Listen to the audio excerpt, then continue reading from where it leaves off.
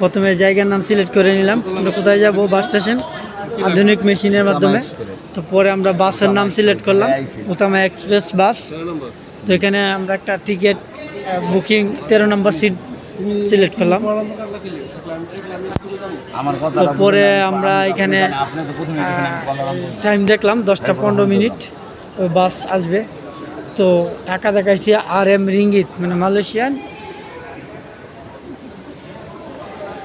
ওই যে এখানে একটা সেকেন্ড দিছে 115 সেকেন্ড বা 120 সেকেন্ড, ওর ভিতরে সব কিছু কমপ্লিট করতে হয়। সেখানে যে যাবে তার নামটা দিলাম আব্দুল আওয়াল, পরে তার ফোন নাম্বারটা দেওয়া হবে।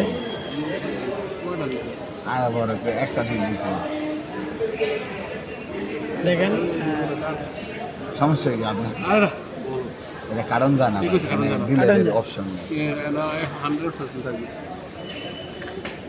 ভালো তলাতে ক্যান্সেল আর আপনার নাম ওকে ওকে ওকে ওকে ওকে ওকে 15তে যাবেন। ওকে এখানে এখানে এখন ফোন নাম্বার দিবে, নাম্বার ফোন নাম্বার। কারণ সিস্টেম তো অবশ্যই থাকবে, দেখো ফোন আনা আছে এই যে ক্যান্সেল সিস্টেম বলে দেখেন দেখছো নাম্বার নাটক ছিল আমার বাবার কাছে আপনি মোবাইলে যেতে তাই জানবো আপনি এখানে একটা সেকেন্ড দিছে 62 61 60 বাস ভাড়া টাকা দেন, এবার আপনার জানগা ফিরো। তো এর ভিতরে আমাদের নাম্বারটা দিতে হবে, এমনকি এটা কনফার্ম করতে হবে। তো অটোমেটিক সব কিছুই হবে। আর এখানে ওইটাই হলো বিদেশ, আর বাংলাদেশে তো বহুত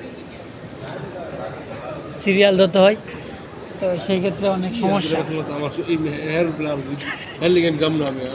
আপনার লগে যাইতেছেন, আপনার লগে তো যাইতেছেন, আপনার লগে যাইতেছে 30 সেকেন্ড নাম্বারটা তাড়াতাড়ি লাগবে।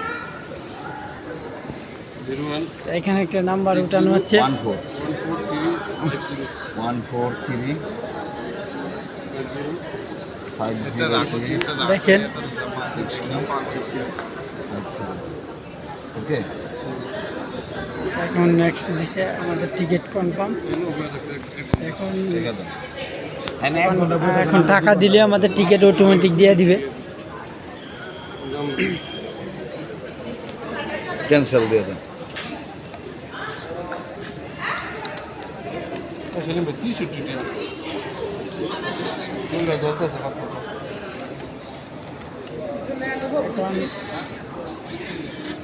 আমরা কাছে সিরিয়ালে খারে টাকা দিতেছে, 1 ঘন্টা লাগে 2 লাখ খালি হুনে যাইতে। প্রথমে 50 টাকা দিছে, পরে আবার 30 টাকা দিছে। তো আমাদেরকে আবার ব্রেক দিবে 68 টাকা রেখে 60 টাকা 40 পয়সা ব্রেক দিবে। ওই যে দেখুন টাকা নিচে দিয়ে দিচ্ছে। এত সহজ ভাই আমাদেরকে 60 টাকা 40 পয়সা দিয়ে দিছে। এখন টিকিট আসবে, ওই যে আমাদের এখন টিকিট আসছে। তো হয়ে গেল আমাদের টিকিট কাটা।